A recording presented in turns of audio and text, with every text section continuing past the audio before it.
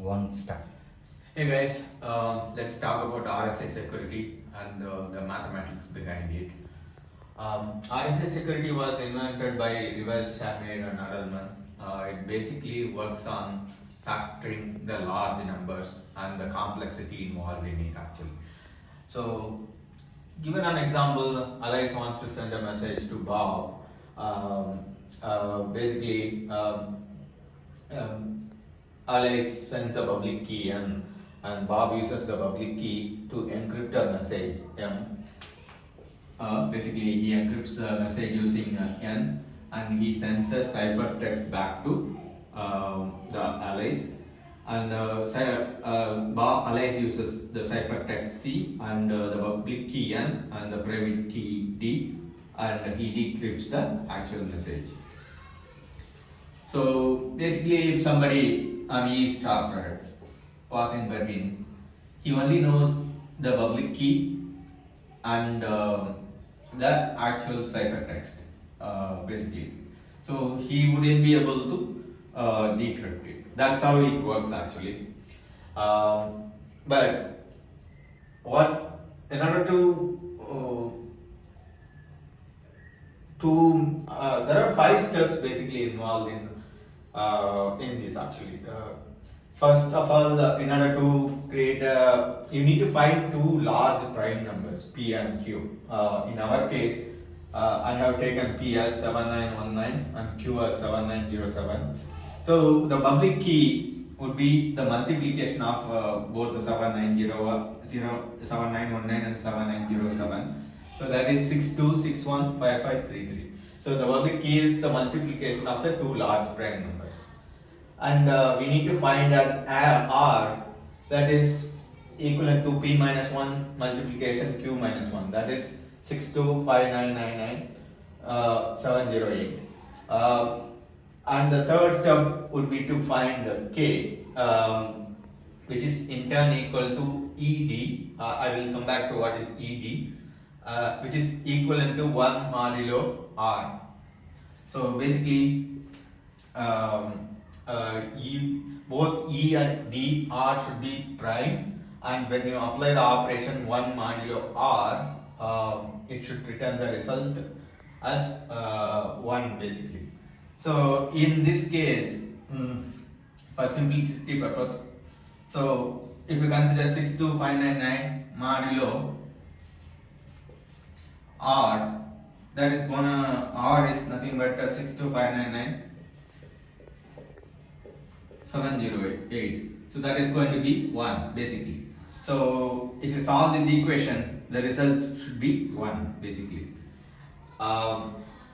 Once you found out the ED factor it to prime numbers 401, and that is going to be you can call D or E. Okay, so basically ED. The factors of the K is going to be E and D. So, and use the E and D to encode and decode the message basically. So whenever I want to decrypt the message, number 10 I wanna decode actually, encode the message. So what I will do is encrypted message equal to the ciphertext is equal to the actual message 10 to the power of E in our case, basically 401, consider 401 and modulo N. Modulo N is equal to, what is N? Yeah, it's 62615533. So the result would be 40914,792. So this is the actual ciphertext. It is going to be come back. So once Alice receives that ciphertext, though, he's going to decrypt it using the decrypted equal to the message equal to the ciphertext. So he uses the D and applying the operation N, the modulo operation N. So that is actually equal to it's gonna return the result as the actual message. So this is the actual mathematics behind it. So why factoring the prime numbers is gonna it's very important is actually if you solve this equation ED